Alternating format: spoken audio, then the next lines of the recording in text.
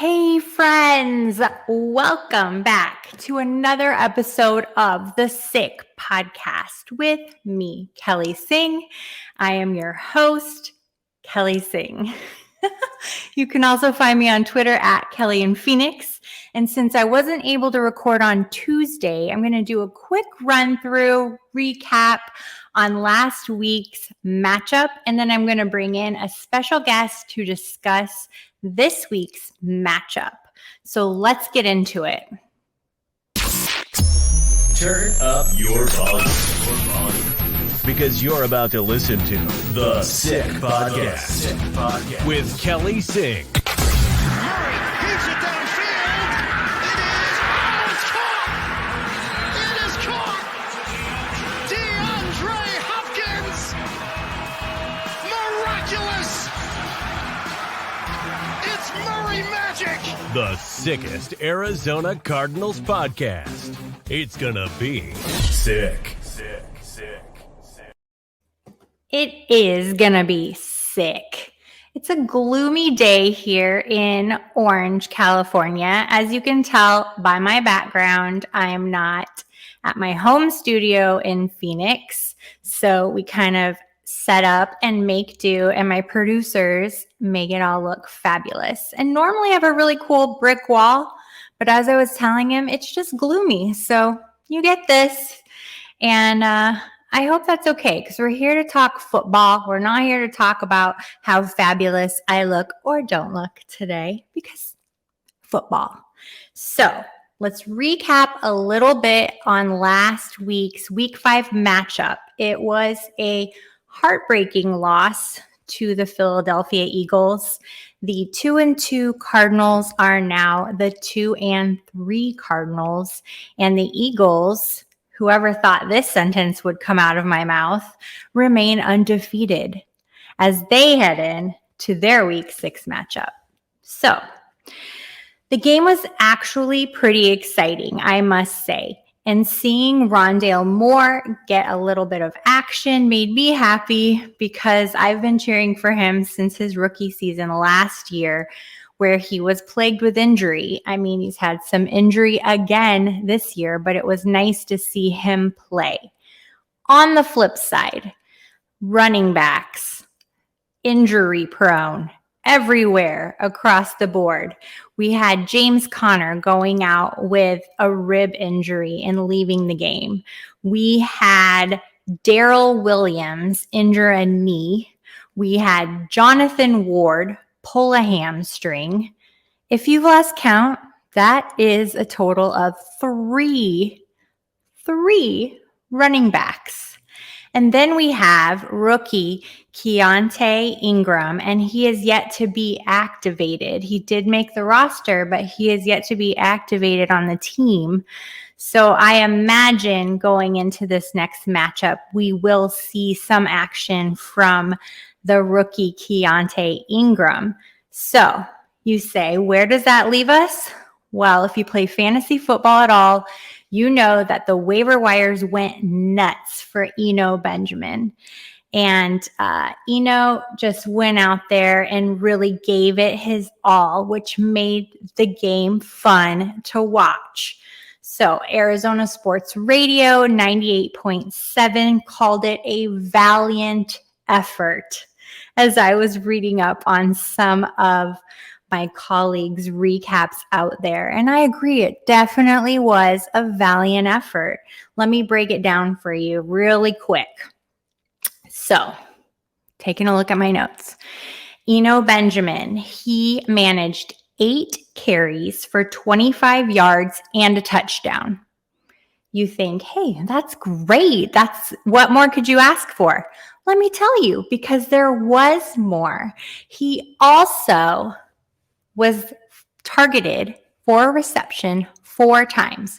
4 targets, and out of those 4 targets, he made 3 receptions for another, I don't know how many yards were on that. My bad. But I also know outside of those 3 receptions, he had a 19-yard kick return. So plenty of yardage for that little Eno Benjamin and a touchdown.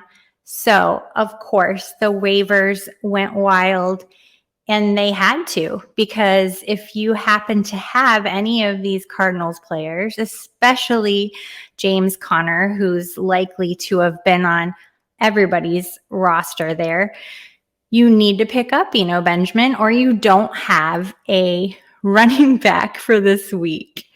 I don't want to dwell too much on this loss, because in all fairness, it really was a good game.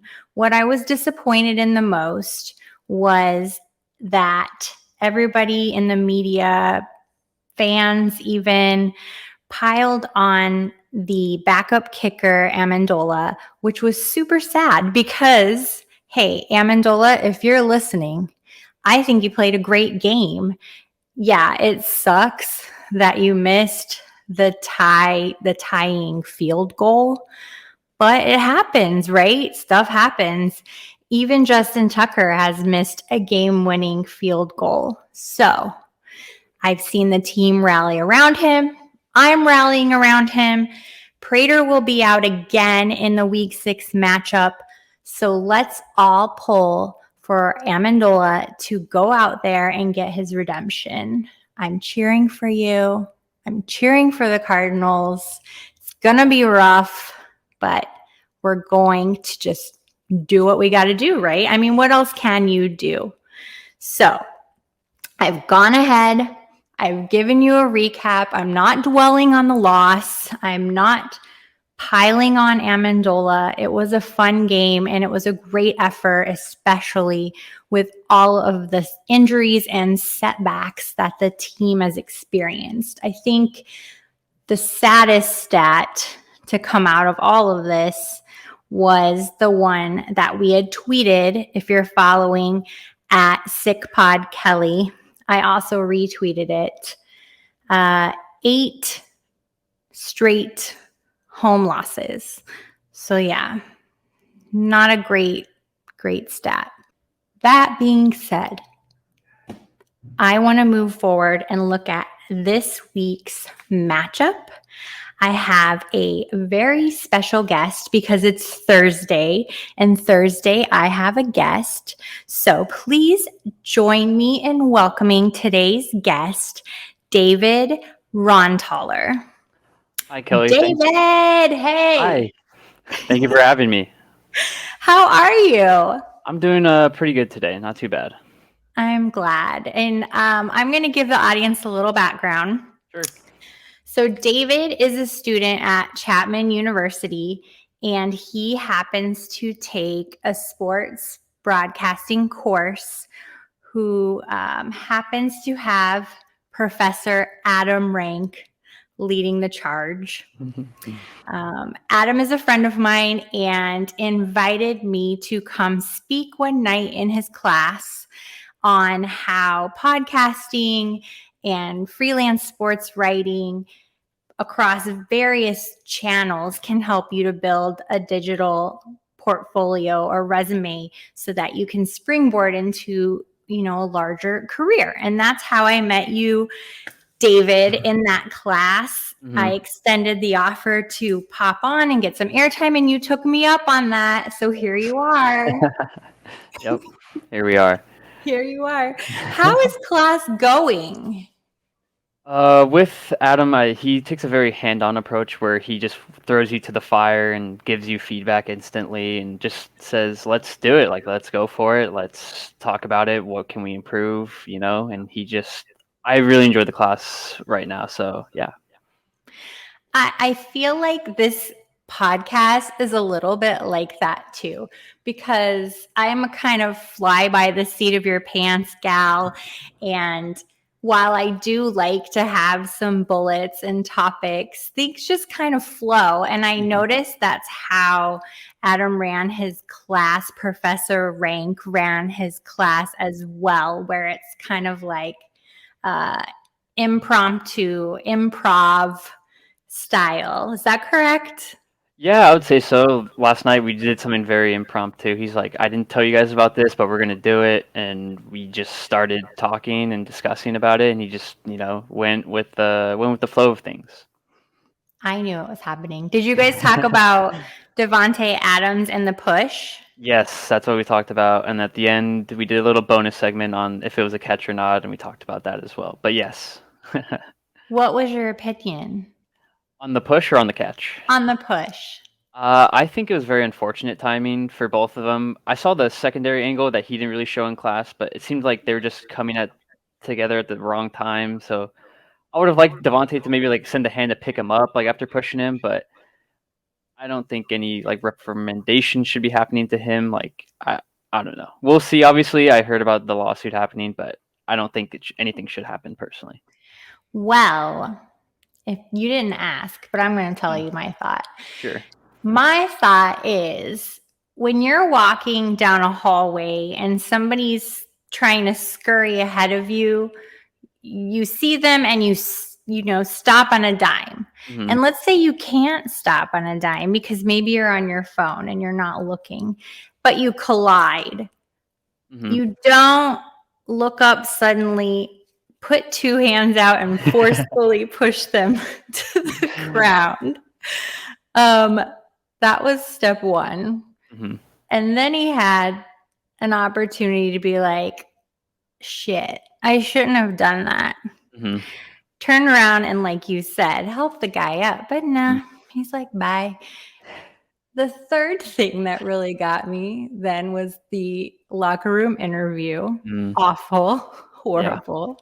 Yep. And then the tweet, which Mm. still, again, blamed that poor victim and didn't even know who it was and was like, hope you see this. Yeah, I do agree with the apologies on social media in the interview. Just seemed kind of awkward, to be honest. Very awkward. I Yeah. agree.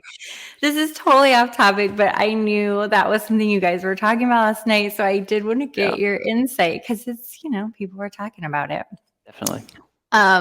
Okay. And before we stop talking about class and start talking about football, is there something that you've learned in your sports broadcasting class from Professor Rank that you are going to really take with you as you move forward in your sports careers, or something that's really stuck out at you?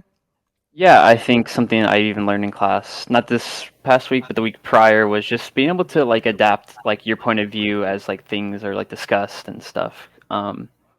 We were talking about the Tua situation, and I was hearing a lot of my classmates and their opinions on it, which were all great and valid, but I just had my own opinion, and then I just changed in how I felt and adapted a different like idea and look out on it. So I think just adaptability is honestly a thing that he's talked about, and I've witnessed even in class now. So yeah.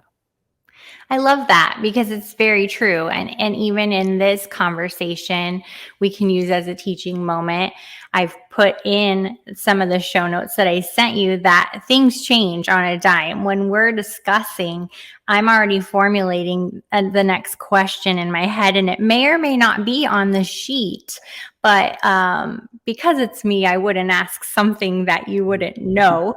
Yeah. I hate being on the spot when, you're expecting a certain thing to happen, but in a conversation, that's natural, right? I mean, so I love that lesson of adaptability. Good job. All right. Looking at these notes, let's do what we came here to talk about, and that's to discuss the Week 6 matchup between the Cardinals and the Seahawks.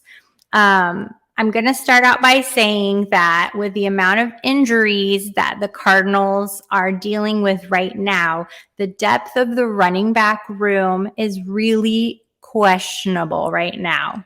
I'm assuming that our rookie Ingram is going to get some additional playing time, that Benjamin will be back. Who knows exactly today on Thursday what might happen on Sunday. But as a fledgling sports media person, broadcaster, writer, wherever you decide to bloom, as a sports fan even, what is your take on this? How is this setback going to affect the game? How do you expect the Cardinals to overcome this And maybe on the flip side, do you expect the Seahawks to attempt to take advantage of this? Go, like, spill it all out. Yeah, I think something I even noticed when I was watching last week's game against the Eagles, second half play calling, in my opinion, kind of shifted. They seemed to not want to hold on to the ball too long. It seemed like they did a lot of screen plays, a lot of quick passes, quick looks. So I think when they kind of knew, like, hey, the running game isn't going to fully be there with all these guys out now, like, they adapted, funny enough, to how, things were going. And they were like, all right, we got to get the ball out. We can't put too much on Benjamin. We got to be able to just make plays and get yards any way we can. On the Seahawks side, I think this is their way of just, testing their defense in a sense. What can we do to stop this? Like, we saw how the Cardinals adapted. Are we able to stop all these plays? Can our young defense, in a sense, rally and perform in that sense? Can we get pressure without sending 5-6 guys maybe, Yeah, you bring up a really great point. It's not going to be a secret how the Cardinals are going to have to adapt, to your point. So the defense has a preview already because there isn't depth. They can't put in plays that might utilize a bench player or anything like that. They have what they have, and what happens is pretty predictable at that point. So I think you bring up a really great observation that this young Seattle defense has an opportunity to capitalize and perhaps even practice, because they are rebuilding. There's no doubt about it. This is a rebuilding phase for Seattle. They've been doing pretty well with Geno Smith. People were like, oh, this is going to be awful. But he's been a very dynamic and exciting quarterback, I think. What are your thoughts about the Seahawks, what they've been able to do with, the hand that they've been dealt this season, because they are rebuilding? Yeah, I've been actually very impressed. I was very down on them, like so many of us were. My roommate's a big Seahawks fan, so we do watch the games when they're on, and it's honestly not what I was expecting. They have a very young team, as we all know. We all thought they're going to be rebuilding, but they're competitive in these games, and they're not, backing down in a sense. They have two great rookie offensive linemen who've really showed out, in my opinion. Like we've talked about, the young defense coming together with Brooks, and then their cornerback Woolen, who've really showed out. I've been very impressed that they've been able to be as competitive as they are, especially within this division, which is no joke. Exactly. Yeah. It is not an easy division by any means. Yeah. I think when we think of rebuilding, we think that it's just going to be garbage, but that's not the case. There are just pieces missing, or the pieces that are there are young and need to be developed still. So I totally agree with what you're saying. I love that you get to watch the Seahawks with your roommate, coincidentally, being that this is what we're chatting about. Is there anything in this particular matchup that viewers should be watching for that we haven't already discussed? Is there something that you're going to be looking to see or might be excited to see in this matchup? Yeah, I think a matchup that I'm kind of looking forward to seeing is how Hollywood Brown goes against the young corner on the Seahawks, Tariq Woolen, because every time I've watched him, he's been really good and very impressive with his coverage and how he's been able to make plays on the ball and stuff. So that matchup is something I'm kind of anticipating to see how that goes. Another one is obviously the ones we talked about. Like, I think the running, like, to see how Benjamin can do. When I saw him, he was very energetic, and he kind of put like a jolt in this team and like fired them up in a sense when he was playing. So I think how the Seahawks like front seven can deal with him and how effective he can also be like an X factor in this matchup.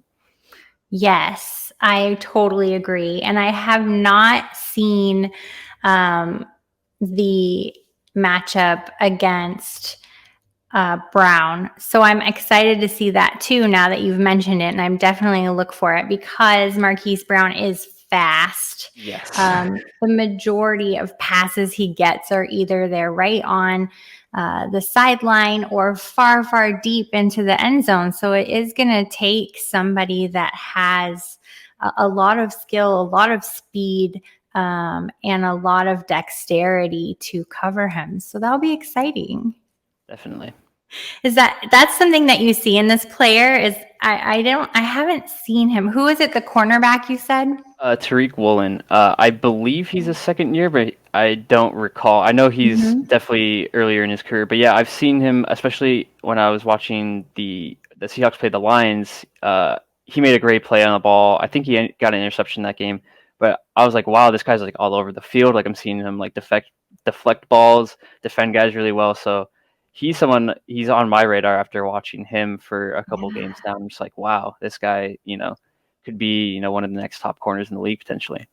Absolutely. Now that you said that, I mean, the Lions are arguably, I know I'm probably going to get flack for this, arguably the best offense as a whole in the league. I mean, obviously it's a team sport and there are individual pieces that might fall apart or the defense might not hold up or Goff maybe isn't the greatest quarterback in the league. But as an offense, they're not easy to cover, and they have been producing overall with the exception of last week. So that is going to be a really exciting matchup to see. So yay, I'm so glad you brought that up because now I'm going to have like a special observation.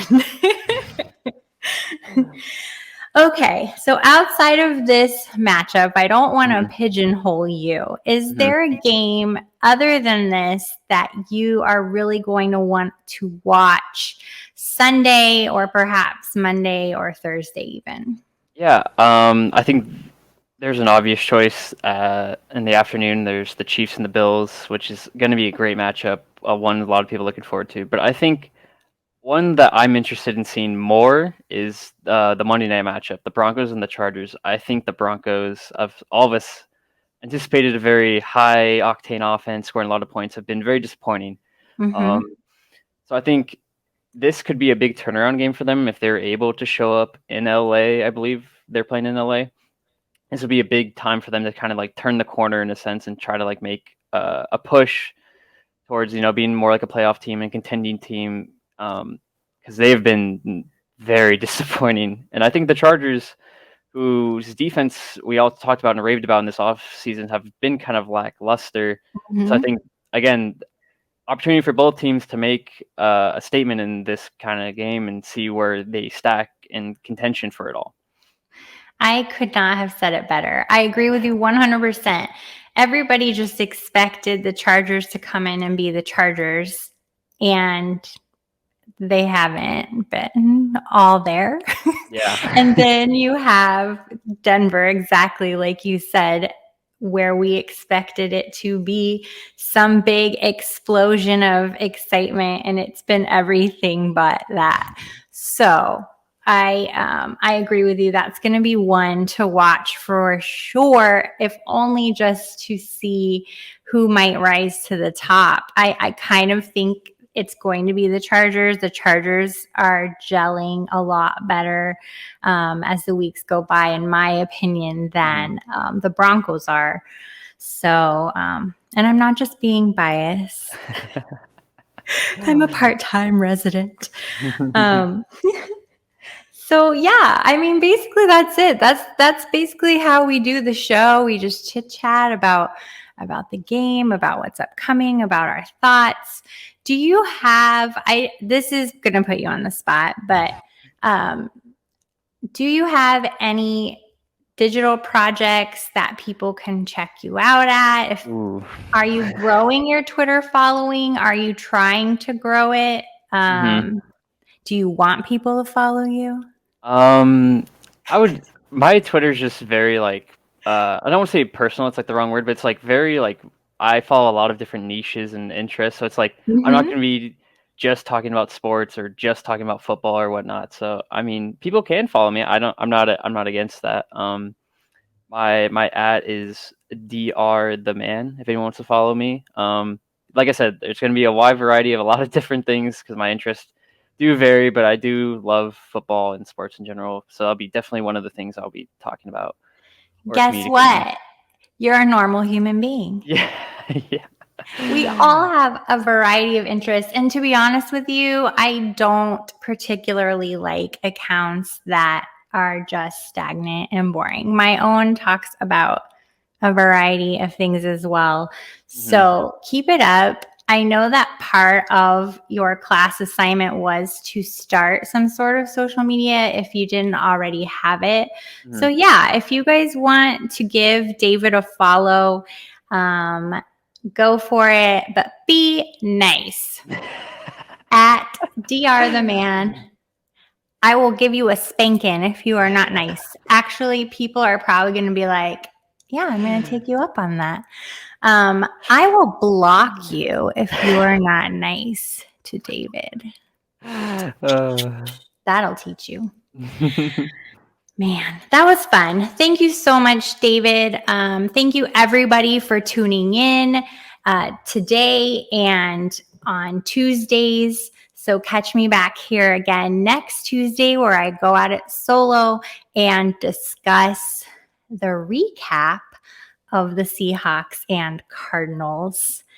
As always, I appreciate each and every one of you. Send me any messages or tweets on ways to improve the show or things you would like to see. Or if you know a guest or want to be a guest, find me at, I just forgot my own Twitter handle. Find me at Kelly in Phoenix, and you can find the pod at Sick Pod Kelly.